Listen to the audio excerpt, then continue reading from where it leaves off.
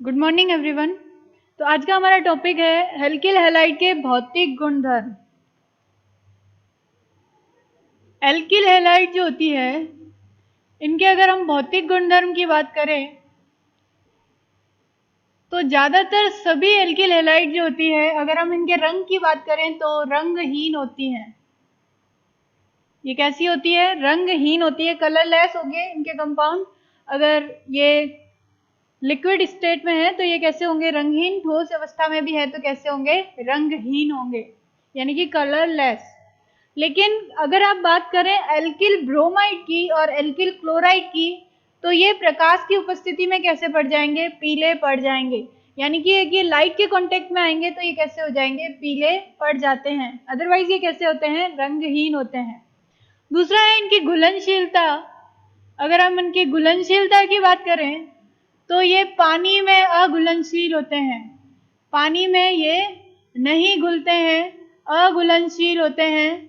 लेकिन ये कार्बनिक विलायक जैसे कि बेंजीन, अल्कोहल और ईथर में घुलनशील होते हैं। अल्कोहल और ईथर में ये कैसे होते हैं? घुलनशील होते हैं। लेकिन ये पानी में अघुलनशील होते हैं। आपको पता है पानी एक ध्रुवीय विलायक होता है, और हमने घुलनशीलता के संदर्भ में ये पढ़ा है कि हमेशा समान समान में घुलता है। मतलब जिनकी एक जैसी नेचर होती है वो आपस में क्या हो जाते हैं? घुल जाते हैं। पानी अध्रुवीय नेचर का है। पानी एक ध्रुवीय विलायक है, और ये जनरली पानी जो होता है इसमें क्या होते हैं? जो इनऑर्गेनिक कंपाउंड होते हैं वो सॉल्युबल होते हैं। अगर आप ऑर्गेनिक कंपाउंड की बात करो, ऑर्गेनिक कंपाउंड आपको पता है कार्बनिक यौगिक वो होते हैं जो हाइड्रोकार्बन से बने होते हैं या हाइड्रोकार्बन के व्युत्पन्न होते हैं और जलाने पर काला धुआं देते हैं। ये सब आपने कार्बनिक और अकार्बनिक में डिफरेंस में पढ़ा होगा 11th क्लास में। तो यहाँ पर कार्बनिक यौगिक जनरली जो होते हैं उनको घोलने के लिए ये विलायक यूज किए जाते हैं, बेंजीन, अल्कोहल और ईथर। तो ये इसीलिए alkyl halide benzene, alcohol, ether में घुल जाते हैं, लेकिन पानी में ये कैसे होते हैं?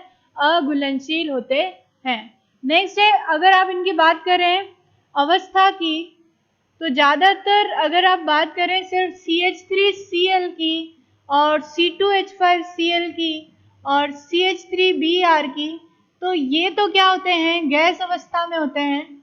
और इनके अलावा बाकी सब या तो द्रव अवस्था में होंगे या किस में होंगे? ठोस अवस्था में पाए जाते हैं। तो ये है इनकी अवस्था की बात। तो रंग हो गया, घुलनशीलता, अवस्था हो गया। नेक्स्ट है क्वथनांक। क्योंकि हम ये कह रहे हैं कि ज्यादातर ये द्रव अवस्था में होते हैं, तो इनके क्वथनांक जो होते हैं इनके संगत हाइड्रोकार्बन की कंपैरिजन में ज्यादा होते हैं। देखो, क्वथनांक के लिए आपको हमेशा ये बात ध्यान रखनी है कि जैसे जैसे अणु भार बढ़ता है वैसे वैसे क्वथनांक भी बढ़ जाता है। अणु भार, मॉलिक्यूलर वेट अगर बढ़ेगा तो क्वथनांक भी क्या हो जाएगा? बढ़ जाएगा।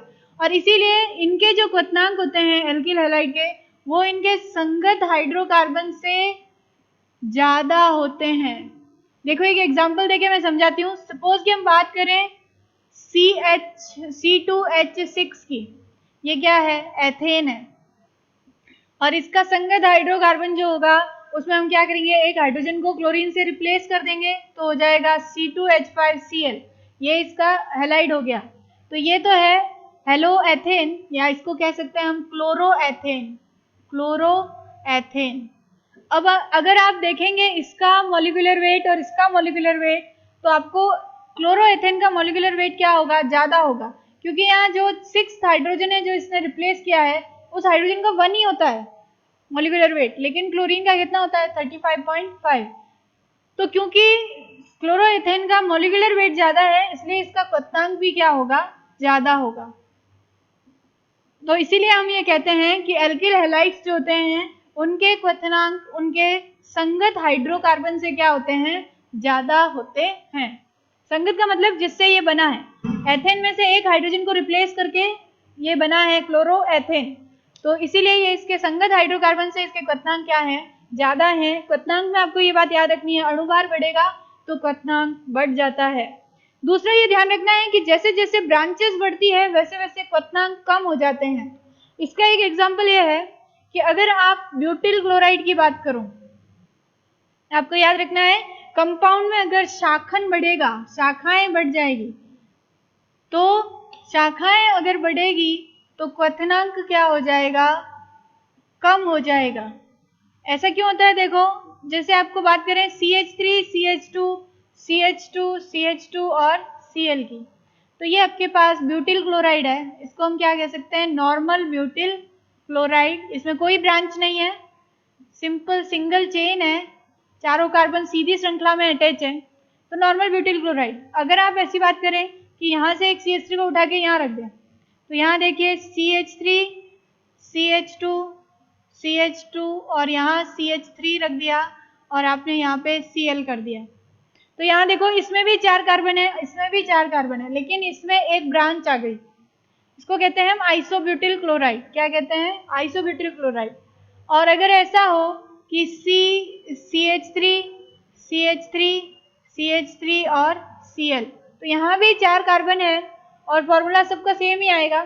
यहाँ भी 4 कार्बन है, लेकिन यहाँ पर ब्रांच कितनी हो गई? 2 हो गई। ये आपकी पेरेंट चेन हो जाएगी, तो ये ब्रांच हो गई 2। यहाँ पर आपकी ये पेरेंट चेन हो गई तो ब्रांच हो गई 1, और यहाँ पर ये पेरेंट चेन है, इसमें कोई ब्रांच नहीं है। तो जैसे जैसे शाखाएं बढ़ती है वैसे वैसे क्वथनांक क्या हो जाता है? कम हो जाता है। तो अगर आप इसमें क्वथनांक का ऑर्डर पूछ ले तो सबसे ज्यादा क्वथनांक किसका होगा? 1 का, कंपाउंड 1 का, देन होगा 2 का, और सबसे कम होगा 3 का, क्योंकि सबसे ज्यादा ब्रांचेस किसमें है? थर्ड कंपाउंड में है। तो आपको याद रखना है, जैसे जैसे शाखाएं बढ़ती है वैसे क्वथनांक कम हो जाता है। ठीक है, क्योंकि ये शाखाएं जो है वो क्या करेगी? एक दूसरे को रिपेल करेगी और इजीली जो है वो कंपाउंड जो है वो एक दूसरे से क्या हो जाएंगे? ब्रेक हो जाएगा और किस में बदल जाएगा? आपका द्रव अवस्था से गैस अवस्था में बदल जाएगा। तो ये ध्यान रखना है आपको क्वथनांक में। नेक्स्ट है आपका कि अगर आप एल्किल हैलाइड्स, मतलब कोई भी एल्किल हैलाइड को जलाते हैं तो जलने पर ये हरे रंग की ज्वाला के साथ जलते हैं, हरे रंग की ज्वाला के साथ जलते हैं। तो ये बात ध्यान रखनी है। और यहाँ पर अगर क्रियाशीलता की बात करो तो एल्किल हैलाइड जो है उनमें आप देखेंगे कि एल्किल आयोडाइड जो होता है वो सबसे ज्यादा क्रियाशील होता है, और ये एल्किल आयोडाइड सनलाइट की प्रेजेंस में आयोडीन मुक्त कर देता है। तो यहाँ दोनों R आपस में अटैच हो जाएंगे, R एल्केन बन जाएगी, और प्लस दोनों I आपस में अटैच हो जाएंगे और क्या बन जाएगी? आयोडीन। तो इस तरह से आपको ये समझना है कि एल्किल आयोडाइड बहुत ज्यादा क्रियाशील होती है। ये बड़े बड़े ही प्रकाश की उपस्थिति में क्या मुक्त कर देंगे? आयोडीन मुक्त कर देती है। तो यहाँ क्रियाशीलता सबसे ज्यादा इसकी होती है। तो ये है आप इसके भौतिक गुणधर्म एल्किल हैलाइड के।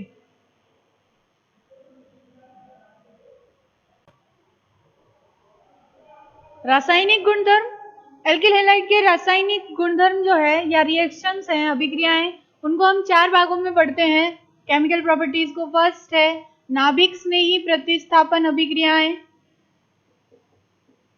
सेकेंड है इनकी विलोपन अभिक्रियाएं,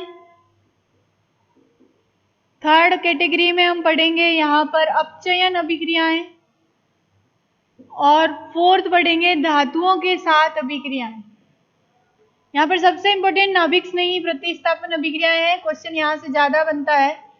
धातुओं के साथ अभिक्रिया, इन 4 हेडिंग में हम इसकी केमिकल प्रॉपर्टीज को पढ़ेंगे।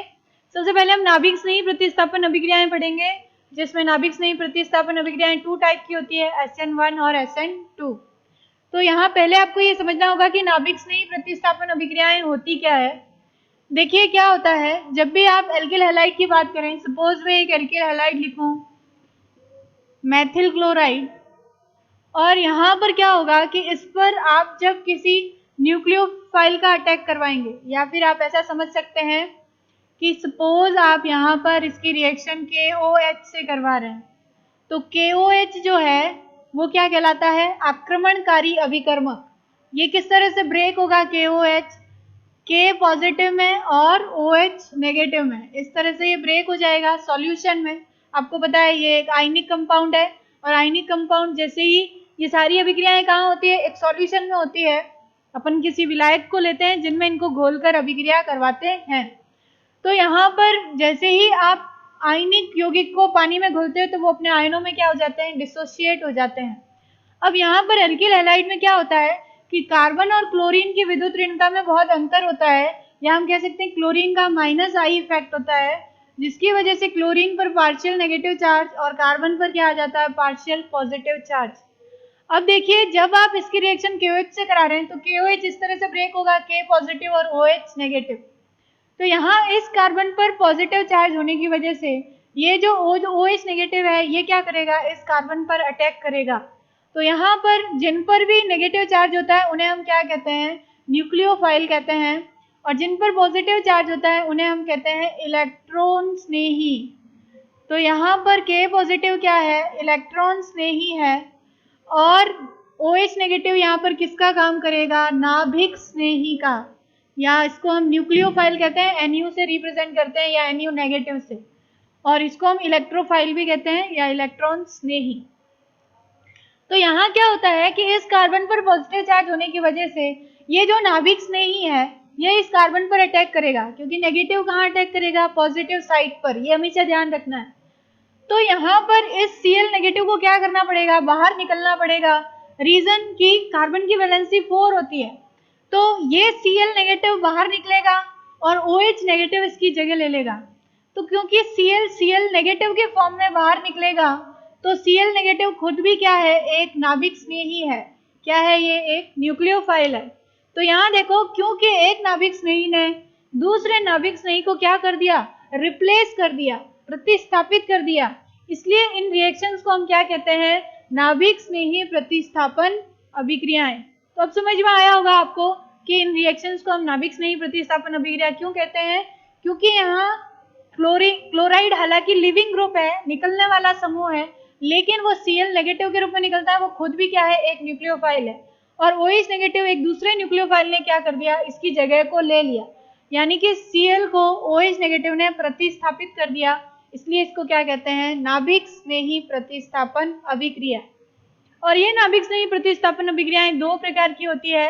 इसको SN1 को हम कहते हैं एक आणुक नाभिक स्नेही प्रतिस्थापन अभिक्रिया, ये न्यूक्लियोफिलिक सब्स्टिट्यूशन एक आणुक, और ये हो जाएगी द्विअणुक नाभिक स्नेही प्रतिस्थापन अभिक्रिया। और इन दोनों की क्रियाविधि जो है वो आपके कोर्स में है, मैकेनिज्म।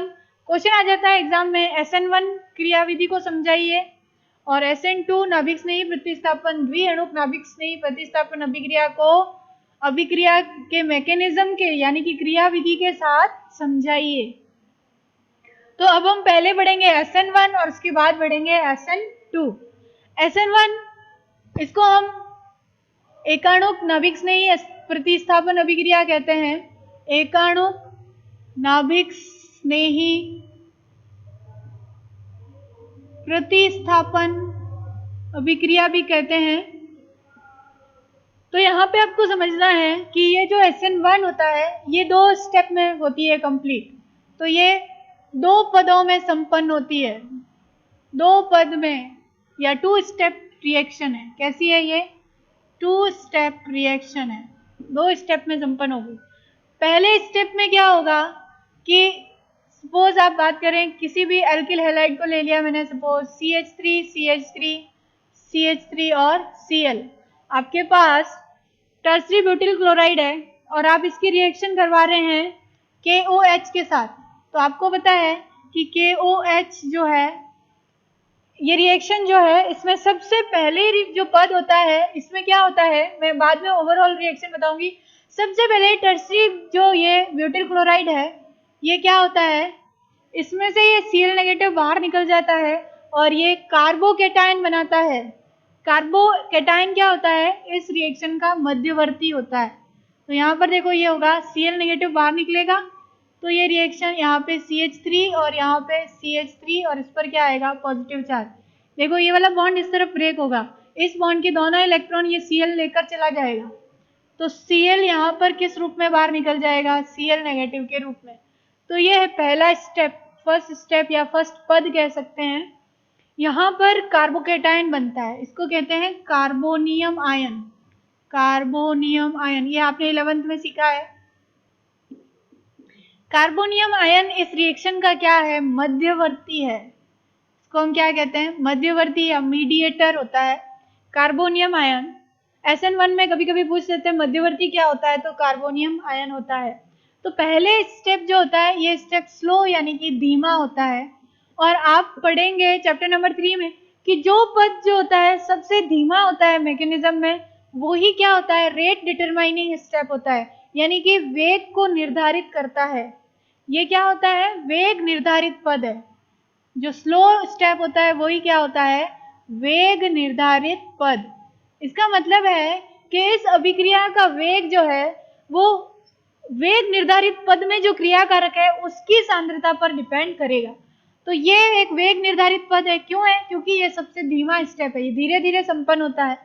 और वेग निर्धारित पद में जो क्रिया कारक है, ये तो आपको पता है, एरो से पहले वाले क्रिया कारक कहलाते हैं और उसके बाद वाले क्या कहलाते हैं, उत्पाद कहलाते हैं। तो वेग निर्धारित पद में जो क्रिया कारक होता है उसकी सांद्रता पर डिपेंड करती है क्या, रेट ऑफ रिएक्शन, अभिक्रिया का वेग, रेट ऑफ रिएक्शन, या हम क्या कह सकते हैं, अभिक्रिया का वेग SN1 रिएक्शन में किसके ऊपर निर्भर करेगा, इस एल्किल हैलाइड की सांद्रता पर। तो वो किस पर डिपेंड करता है, एल्किल हैलाइड की सांद्रता पर डिपेंड करता है, क्योंकि केवल एक ही क्रियाकारक की सांद्रता पर डिपेंड करता है अभिक्रिया का वेग, और इसीलिए इस रिएक्शन को हम क्या कहते हैं, एकाणुक नाभिक स्नेही प्रतिस्थापन अभिक्रियाएं। क्योंकि इस रिएक्शन की जो अभिक्रिया का वेग है वो केवल एक ही अभिकारक की सांद्रता पर निर्भर करता है, इसलिए हम इसको क्या कहते हैं, एकाणुक नाभिक स्नेही प्रतिस्थापन अभिक्रिया।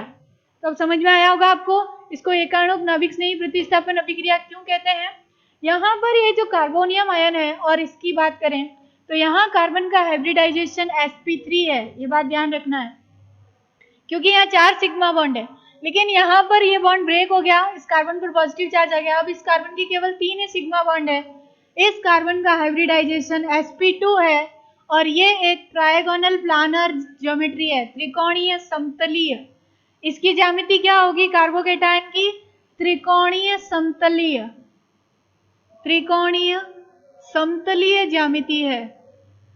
और क्योंकि इस कार्बोकेटायन की ज्यामिति त्रिकोणीय समतलीय है तो यहाँ पर क्या होता है, सेकेंड स्टेप में CH3 और CH3, तो ये कार्बोकेटायन है और इसकी ज्योमेट्री त्रिकोणीय समतलीय है, ऐसी है। तो यहाँ पर जो अटैकिंग न्यूक्लियोफाइल है, जो यहाँ पर जो KOH है, आपको पता है ये इस तरह से ब्रेक होगा K पॉजिटिव में और OH नेगेटिव में, तो यहाँ न्यूक्लियोफाइल जो है वो OH नेगेटिव है। तो यहाँ जब न्यूक्लियोफाइल अटैक करेगा तो यहाँ पर जो अटैकिंग प्रोबेबिलिटी है, जो इसके आक्रमण करने की संभावना है, वो दोनों तरफ से क्या होती है, सेम होती है। ये इस तरफ से भी अटैक कर सकता है और इस तरफ से भी अटैक कर सकता है। इसीलिए उत्पाद जो है, अगर ये एक प्रकाशिक समावयवी होता तो उत्पाद में रेसिमिक मिक्सचर मिलता। अगर ये प्रकाशिक समावयवी होता, प्रकाशिक समावयवी कब होता, जब इस कार्बन से अटैच तीनों ग्रुप क्या होते हैं, अलग होते हैं। सपोज कि ये आप इसको अगर R माने और यहाँ पर अगर ये R1 होता, ये R2 होता और ये R3 होता, तो ये तीनों R ग्रुप अलग होते, तो ये क्या होता, प्रकाशिक समावयवी होता। कोई भी कंपाउंड प्रकाशिक समावयता कब दिखाता है, जब उस कार्बन से जुड़े हुए चारों ग्रुप क्या हो, अलग हो। यहाँ 3 ग्रुप सेम है इसलिए ये प्रकाशिक समावयवी नहीं है, लेकिन अगर इन तीनों R ग्रुप को आप चेंज कर दो तो ये चारों ग्रुप क्या हो जाएंगे, अलग हो जाएंगे, और उस केस में ये क्या होगा, एक प्रकाशिक समावयवी होगा। तो यहाँ पर क्या होगा कि न्यूक्लियोफाइल अगर यहाँ से अटैक करे या यहाँ से अटैक करे, दोनों की प्रोबेबिलिटी सेम हो जाएगी, और उस कंडीशन में आपको प्रोडक्ट में एक तो मिलेगा 50% R मिलेगा और 50% क्या मिलेगा, L समावयवी मिलेगा, और इस तरह से आपको क्या मिलेगा, एक रेसिमिक मिक्सचर, रेसिमिक मिश्रण। तो आपको याद रखना है कि जो SN1 रिएक्शन होती है उसमें अगर आप प्रकाशिक समावयवी से स्टार्ट करो तो उत्पाद एक रेसिमिक मिश्रण मिलता है। यहाँ हाल फिलहाल जो है इसका सेकेंड स्टेप मैं इसी रिस्पेक्ट में बता रही हूँ क्योंकि ये प्रकाशिक समावयवी नहीं है। तो यहाँ पर क्या होगा कि आप क्या करेंगे, यहाँ CH3 और CH3 ये कार्बोकेटायन है, इसकी ट्राइगोनल प्लानर स्ट्रक्चर है। आप यहाँ से अगर OH नेगेटिव अटैक कराएं और यहाँ से OH नेगेटिव अटैक कराएं तो इस तरह से दो प्रोबेबिलिटी बनती है। देखो CH3 और OH, एक बार OH इस तरफ अटैच हो जाएगा, दूसरी बार क्या होगा CH3 और OH। अगर सामने से अटैक करे तो ये प्रोडक्ट बनेगा, अगर पीछे से अटैक करे, बैक साइड अटैक कहते हैं इसको। सामने का मतलब हुआ जहां से लिविंग ग्रुप बाहर निकला वहीं से अटैकिंग ग्रुप ने क्या किया, अटैक किया, तो उसको कहते हैं सामने से अटैक किया। लेकिन जहां से लिविंग ग्रुप निकला उसके अपोजिट साइड से अगर न्यूक्लियोफाइल अटैक करे तो उसको कहते हैं बैक साइड अटैक या पश्च आक्रमण। ये चीजें समझनी है आपको, इसको क्या कहेंगे, बैक साइड अटैक या पश्च आक्रमण। और यहाँ तो ये फ्रंट साइड अटैक कर रहा है, तो इस तरह से दो प्रोडक्ट ये दोनों क्या मिलेंगे, 50-50% मिलेंगे। और अगर ये कार्बन प्रकाशिक समावयवी होता तो यहाँ आपको रेसिमिक मिक्सचर मिलता। तो ये है SN1, ये दो स्टेप में कंप्लीट होता है, लेकिन वेग निर्धारित पद पहला पद होता है क्योंकि ये धीमा होता है और ये फास्ट होता है, और इसीलिए जो अभिक्रिया का वेग है वो इस पद पर निर्भर नहीं करता, क्योंकि पहले पद में केवल एल्किल हैलाइड है और न्यूक्लियोफाइल नहीं है। इसीलिए SN1 अभिक्रिया का वेग जो है वो न्यूक्लियोफाइल की सांद्रता पर निर्भर नहीं करता है। ये क्वेश्चन आता है कि SN1 अभिक्रिया का वेग न्यूक्लियोफाइल की सांद्रता पर निर्भर क्यों नहीं करता है, क्योंकि SN1 अभिक्रिया का जो वेग निर्धारित पद है उसमें न्यूक्लियोफाइल नहीं है, इसलिए अभिक्रिया का वेग न्यूक्लियोफाइल की सांद्रता पर निर्भर नहीं करता है। तो ये है SN1। यहाँ पर आपको ध्यान रखना है क्योंकि इसका मध्यवर्ती कार्बोकेटायन होता है, इसलिए SN1 अभिक्रिया का वेग अगर आप ध्रुवीय विलायक लेते हैं तो बढ़ जाता है और अध्रुवीय विलायक में कैसा हो जाएगा, कम हो जाएगा। दूसरा, अगर आपको ये कहे कि अगर हैलोजन सेम है तो क्रियाशीलता का क्रम जो होगा एल्किल हैलाइड्स का वो इस तरह से होता है कि 3 डिग्री एल्किल हैलाइड जो होंगे, क्रियाशीलता का क्रम पूछ लेते हैं SN1 में, तो क्रियाशीलता का क्रम जो है वो 3 डिग्री हैलाइड जो होगी उसमें सबसे ज्यादा होगा। उसके बाद किस में होगा, 2 डिग्री हैलाइड या द्वितीयक हैलाइड में, उसके बाद होगा 1 डिग्री हैलाइड में, और उसके बाद होगा CH3Cl में। सबसे कम किस में होगा, CH3Cl में। आपको पता है CH3Cl ना तो 1 डिग्री है, ना 2 डिग्री है, ना 3 डिग्री है, तो सबसे ज्यादा 3 डिग्री होता है।